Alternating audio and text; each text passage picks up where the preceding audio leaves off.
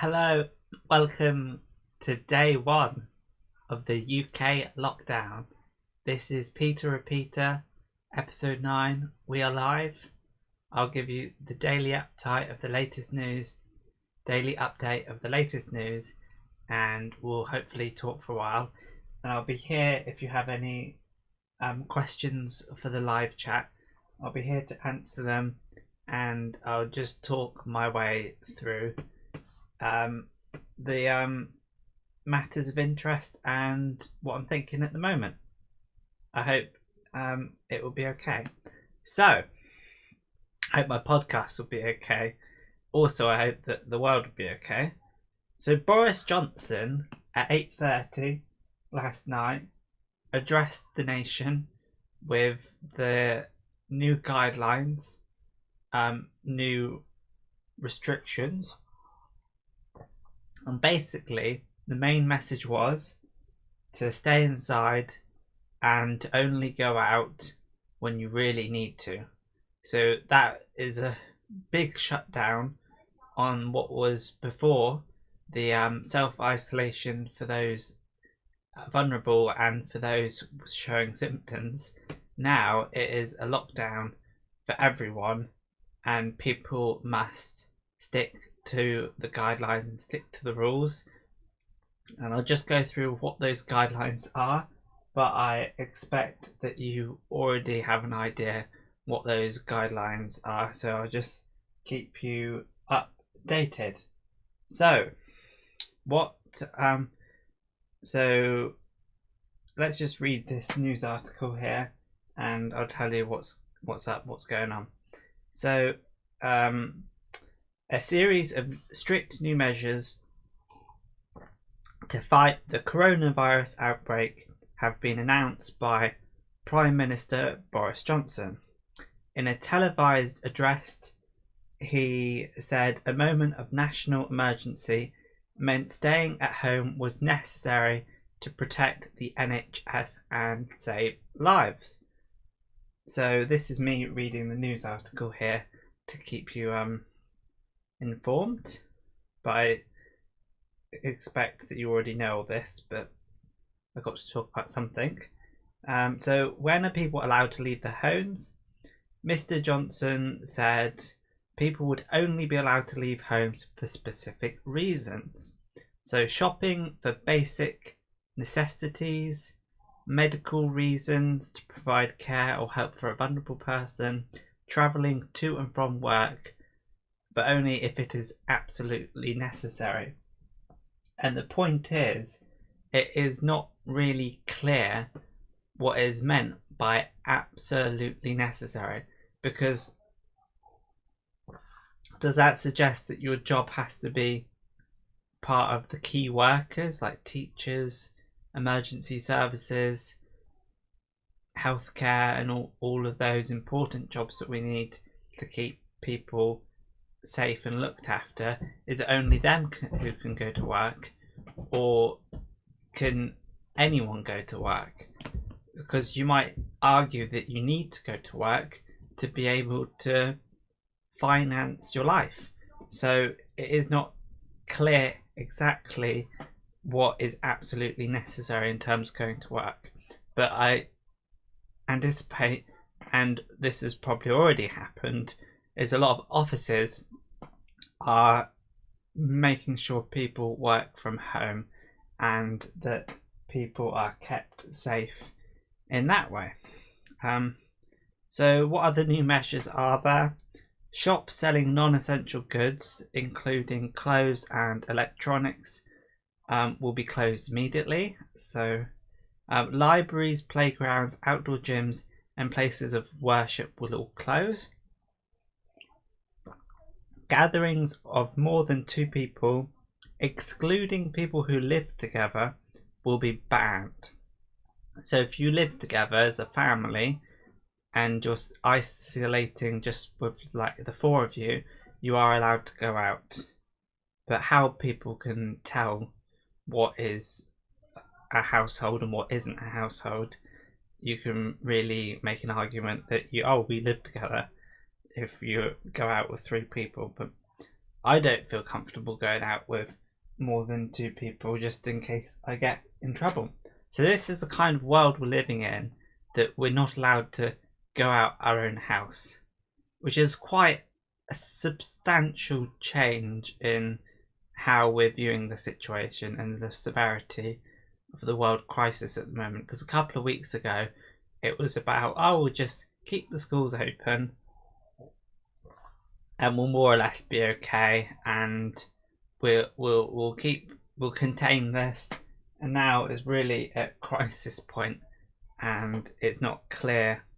Well, some things are not clear, but I don't know what that means. But basically, we're at crisis point, and they're taking drastic measures. So how will measures be enforced?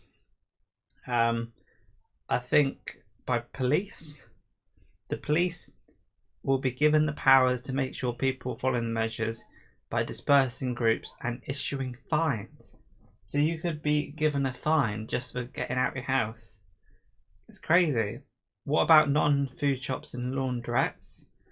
So things that are still open are pharmacies, petrol stations, bicycle shops, car rentals, pet shops, corner shops and newsagents, post offices and banks. But I'm sure with a lot of people self-isolating and trying to look after themselves, then quite a lot of things will close anyway. Because with this whole thing of staying inside, it's more than just trying to be safe. It's quite a strict enforcement guideline type thing. Laundrettes and dry cleaners have been given an exception and are allowed to remain open. Okay, what about online deliveries? Customers should still be able to receive deliveries placed online. Amazon said there would be some changes, with essential items like food and healthcare products being prioritised. That means that delivery times for other items may take longer than usual. So it's a little bit counterintuitive. You'd think that, oh, you'd be able to get something that's not a priority quicker because less people are getting it. But what they've chosen to do is to prioritise the important food and healthcare items and make sure that the essentials are delivered. So things that are not essential might never arrive or something. What about takeaways? People can still use takeaway shops and delivery companies according to the government's guidance. However, customers must not eat or drink while waiting for their food. Despite being allowed to remain open, some food retailers have still decided to close, including Greggs and McDonald's. Is exercise allowed? People are still allowed to go outside for exercise, including walking, running or cycling. However, this can only be done on your own or with people you live with. Mr. Gove says this should be your standard length of exercise and only once a day. So you can't just go out for a 3-hour stroll. Why are tougher restrictions being introduced? The government had already told people that to prevent the spread of coronavirus, they should only go out when necessary. For example, to buy food and medicine or for exercise. When out, people have been told to keep at least 2 meters apart from other people. This is known as social distancing. However, since the advice was issued, there have been examples of people not following it. At the weekend, parks and open spaces were packed with people. Snowdonia National Park, for example, said it had experienced the busiest ever visitor day in living memory. And with the reduction in train services across the UK and tube trains on the London Underground, passengers on their way to work were crowded together on Monday. Now that's an interesting point. You should make sure that there's enough trains so people can be, maintain social distances. But instead they reduce the amount of trains which meant people were packed closer together, which is actually far worse. So I hope they rethink that. What has the UK already done?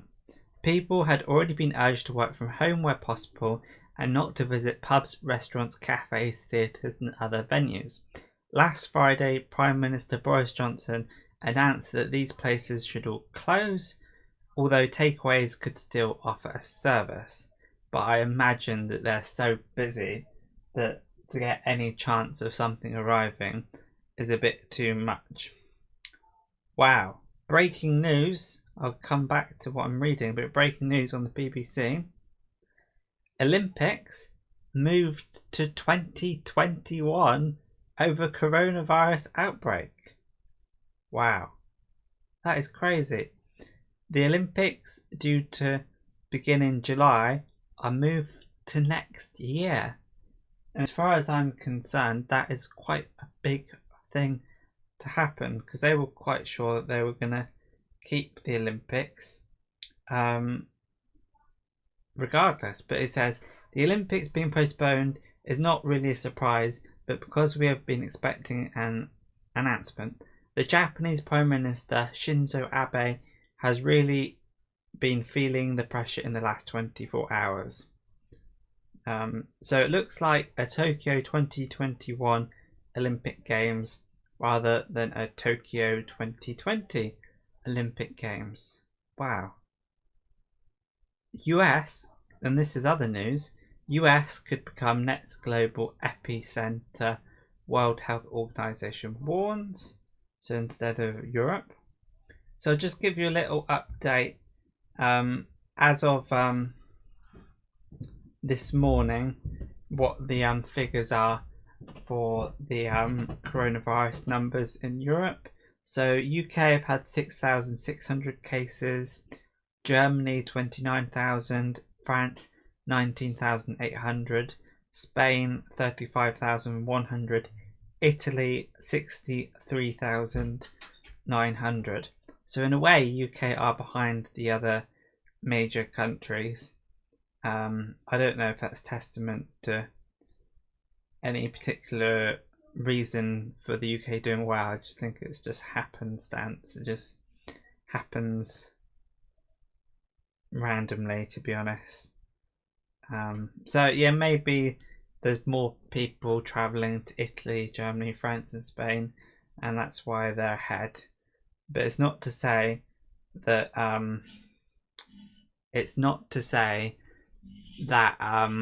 things are any better here. We could just be behind people chronologically, and in a couple of weeks we'll have just as many as France or Germany.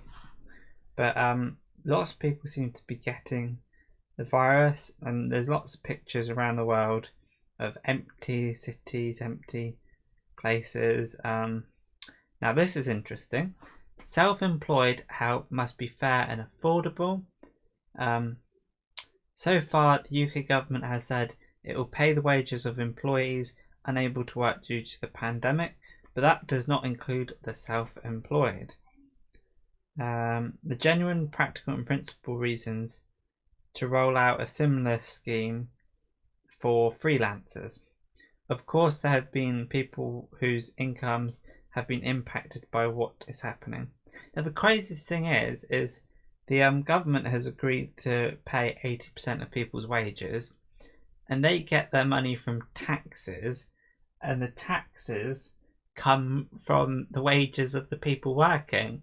So what the country is doing is getting money out of thin air, and they're probably racking up a massive amount of debt, and it can't go on indefinitely, because if you don't have people to pay taxes, you don't have any economically active people, then you can't support everyone indefinitely. So they probably thought, oh, we could do this for 3 months, but if this continues, this coronavirus outbreak, and we aren't able to work for long stretches of time, say 2 years, which is a possibility, then like I know what I'm talking about. But it just, there's talks of there being a second wave in the winter, which is even worse than the first wave that we're experiencing now of people dying due to the coronavirus. And if this lasts 2 years and people aren't able to work for 2 years, then this could turn into a real tricky situation where the governments aren't able to afford the wages of everyone, and the economy shrinks, and there's not only a recession, there's like a depression, whatever that means. I think a recession is where the economy shrinks, and a depression is something worse. So all of this sounds very unnerving, because the only time I've thought about extreme economics like this, well, one is in the financial collapse of 2008, but that was had a recession for a little while, and the banks were backed up by the government, and things kept on resuming more or less as normal. But the only other time I've heard about, I don't know everything obviously, but other times I've heard with such financial problems is in Germany before the Second World War, where they had this happens in other places like Zimbabwe now, but just places where you have crazy inflation and the money keeps on getting printed, and things become the money itself becomes less valuable, and there's hyperinflation, and this could lead to really bad economic problems. I heard. So hopefully this economic crisis doesn't lead to worldwide war. Not that it necessarily will, but I'm just saying that in hard times people struggle, and people might they might all collaborate and come together ever closer than before, but if there's a real lack of resources, people, maybe rogue countries, might be tempted to fight for resources. And this is probably just a small taste of what is to come, and isn't really truly bad just yet. And we might find that as the economy collapses and as people aren't able to live their comfortable lifestyles, there's a real strain on worldwide resources. And if we aren't able to plant food due to lack of labour, and there's a real struggle on the amount of food in the world, then people are going to fight over that food. So this coronavirus might just be a trigger for something much worse, and some sort of deeper, bigger societal collapse. Or it could make the world a better place. We prepare ourselves better for viruses, and we become closer as a civilization, and we increase the we make the world a better place and increase something, but I'm not sure what that something is. Increase prosperity. There you go. So let's just have a look at some of these headlines. Donald Trump insists the US will soon be open for business despite more states shutting down. Politics, some people just like the politicians. They just say stuff that will be good and will make people happy, when really it's just a political move, and it's not actually true. Like Boris Johnson says, within 3 months we'll be able to turn the tides, and like a couple of weeks ago they said, oh, we're 4 weeks behind Italy, and now we're only 2 weeks behind Italy, and no doubt we'll be 1 week behind Italy, and then we'll be in front of Italy. They just say things to make us feel better, and oh, there's no need to close the schools. A couple of weeks later the schools close, and it's not actually helpful to mislead people, even if it makes people feel better. So being honest, I think, is a good idea. So Donald Trump saying that soon business will be open, when more states are shutting down and the coronavirus is only getting worse, and the US is said to be the next epicenter, meaning more cases than anywhere else. it doesn't seem likely that things are going to get better like the politicians can say. So other announcements: China announces 78 new cases, 74 of them from abroad. So it seems that they've had a shutdown and really reduced the amount of cases, because there were a couple of 2 or 3 days when they didn't report any new cases, but then people are coming from abroad and then giving them even more cases. So there might be another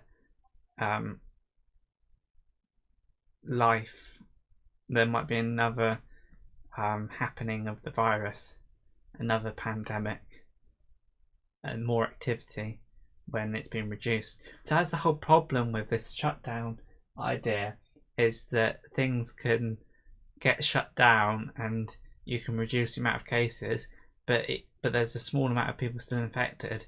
So when you open the country up again, it just spreads again. So I think this is going to be a really difficult issue. And because it's so worldwide, like in every country, wealthy, developed country, where people have been flying from China to and from in all the Western world, like every country has got cases, a lot of cases in Europe, and that means that even if one country battles with the virus and reduces it down to an acceptable level, there still might be another outbreak because they might catch it again from the other country.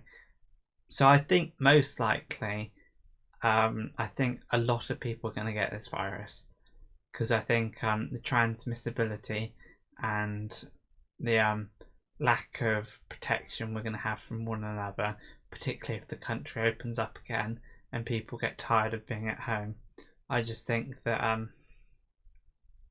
things will get really bad. So we might have a see in the future that actually most of the country ends up getting this coronavirus. But I suppose what they're hoping for is that they delay it so much and they reduce it as much as possible, so say only like 1 million people get it, but that's still a lot of people. Other headlines: the most populous country without a case until now is Myanmar, announces 2 cases. Okay, so they didn't have a case, now they do. One of Africa's most famous musicians, saxophonist Manu Dibango, dies of the virus. Confirmed cases approach 400,000. I swear that was 350,000 yesterday. Wow. Confirmed cases approach 400,000. Deaths near 17,000. More than 100,000 recoveries. So that's a good sign of things to come, that people are able to recover. And what a time we live in, where people are stuck in their homes and they're not able to go out. I think it's a little bit of a half baked attempt, whatever that means. Just not really putting the full effort in. Just saying, "Oh, stay home, but you're allowed to go out for this, this, this, and this." It doesn't seem like a full lockdown. I think it's because we can't cope with not being able to go shopping and look after ourselves. But if it was like China, where there's a complete shutdown in Wuhan and you're not allowed to go outside, and food is delivered to your house, I think that would be a more effective strategy. And perhaps if the whole world did that, then we'd be able to see a reduction.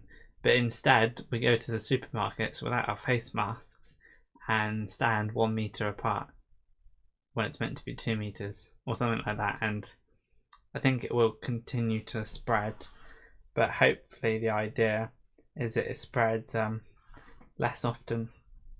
So I appreciate you listening to my podcast.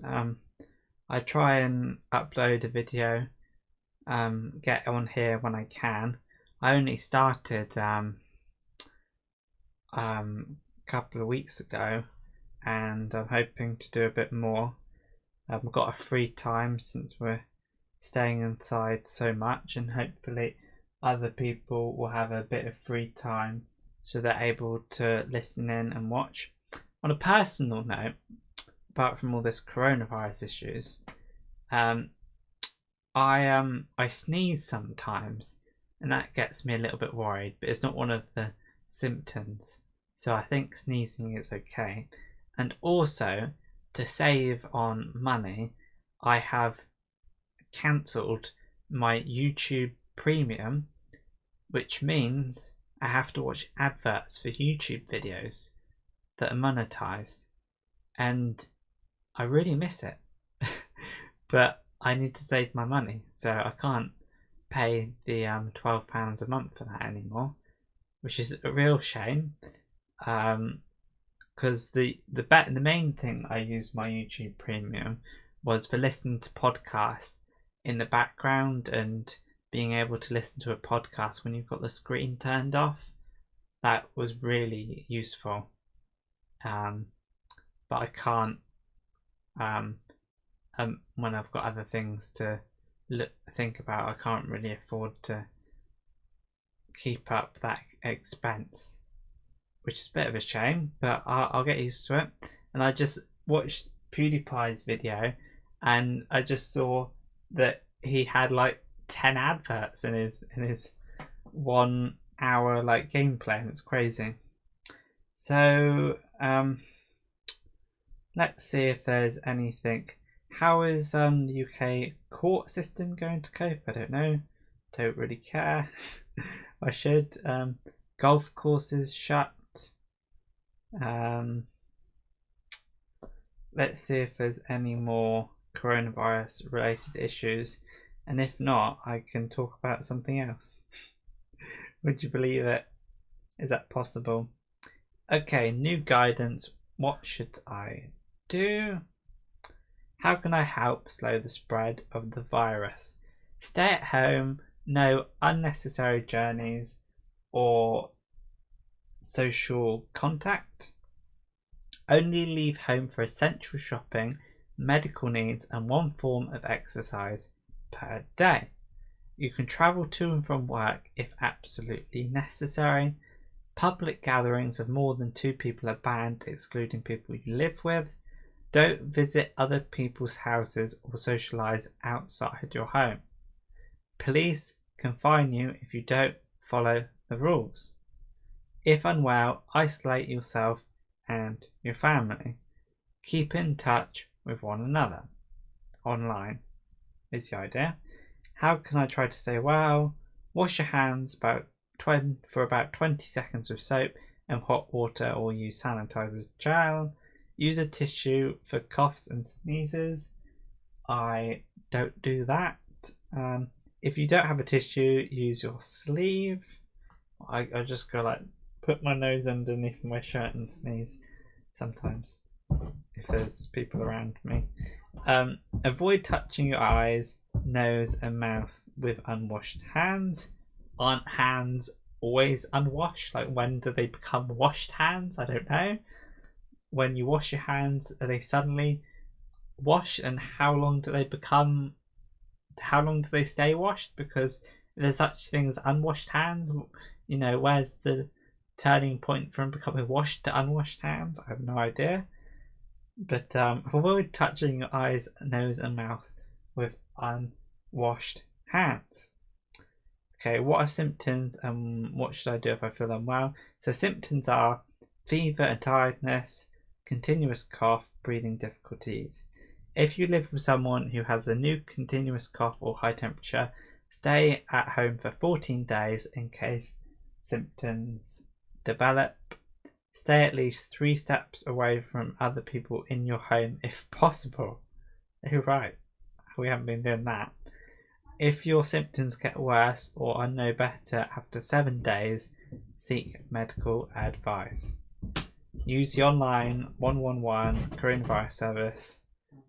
So call 111. You may be tested for the virus at a hospital if you so that was just a big load of pictures. There wasn't any text. Okay. So that is the latest and greatest news regarding the coronavirus. I wonder what is next, because I've said this before, but it's just what actually happens when everyone stays at home all day. Like, what doesn't get done? Like, does the economy collapses? I suppose. Do we still get food? Like, what do we actually need to survive? Like, sometimes I feel there are jobs sustaining other jobs. You send someone an email so they can send you an email. You do a piece of work for someone so they can do a piece of work for someone else, and you're like passing it on, and you feel like a very small cog in a very big machine, and you lose sense of what actually is a good thing to do. So it's interesting. So just to let you know, if I stop talking for some reason, I think I'll pick it up another day, and I will maybe I might do a podcast in the evening. So look out for me being live. If you're able to subscribe and ding the notification icon, and then you might get notified when I'm live, so you can join me if you like. And I'm very happy for those of you that watch, and hopefully we can get a couple of more people watching if they stumble across my channel, and we can get some questions in the live chat. But till then, till the next podcast, thank you for watching. Bye for now.